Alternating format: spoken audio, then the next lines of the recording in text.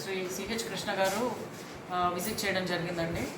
దానిలో భాగంగా పెదపర్మిలో housing layout చూసి బెనిఫిషరీస్ అందరితో ఇంటరాక్ట్ అయ్యి ఇల్లు కట్టుకునే వాళ్ళని వేరియస్ స్టేజెస్లో ఉన్న వాళ్ళందరితో మాట్లాడి వాళ్ళు ఇమీడియట్గా కంప్లీట్ చేసుకోవాలి, అలాగే వాళ్ళకి అవసరమైన లోన్స్ ఏమన్నా అవసరం ఉంటే కనుక ఎస్హెచ్జి గ్రూప్ సంఘాలతో మాట్లాడి వాళ్ళ ద్వారా ఇప్పించే ఏర్పాట్లు చేస్తామని కూడా వాళ్ళకి తెలియజేయడం జరిగింది.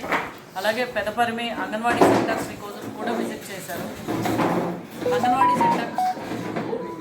అంగన్వాడీ సెంటర్స్లో మనం ప్రభుత్వ పరంగా కూడా డ్రింకింగ్ వాటర్ లేని చోట్ల డ్రింకింగ్ వాటర్ ఇవ్వడం కానీ, టాయిలెట్స్ లేని చోట్ల టాయిలెట్స్ ఇవ్వడం కానీ, అలాగే పోషణ్ వాటిక అని చెప్పి కిచెన్ షెడ్ ఏర్పాటు చేయడం కూడా జరుగుతుంది. సో ఆ ప్రోగ్రెస్ అంతా కూడా రివ్యూ చేయడం జరిగి అక్కడ పనులు చేసే కాంట్రాక్టర్తో కూడా మాట్లాడి స్పీడప్ చేసి ఇమీడియట్గా ఈ వారంలో కంప్లీట్ చేయాలి అని చెప్పి ఇన్స్ట్రక్ట్ చేయడం జరిగింది.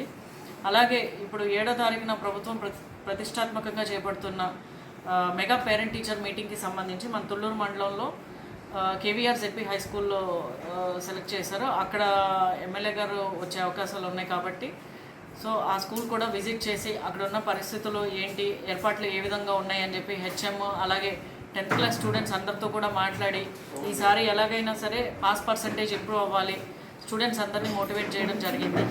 అలాగే మన చైల్డ్ మ్యారేజ్ ప్రివెన్షన్ మీద కూడా మండల స్థాయి అధికారులందరితో కూడా ఒక కన్వర్జెన్స్ మీటింగ్ ఏర్పాటు చేసి చైల్డ్ మ్యారేజెస్ ప్రివెన్షన్కి తీసుకోవాల్సిన చర్యలన్నిటి గురించి కూడా సూచనలు ఇవ్వడం జరిగింది.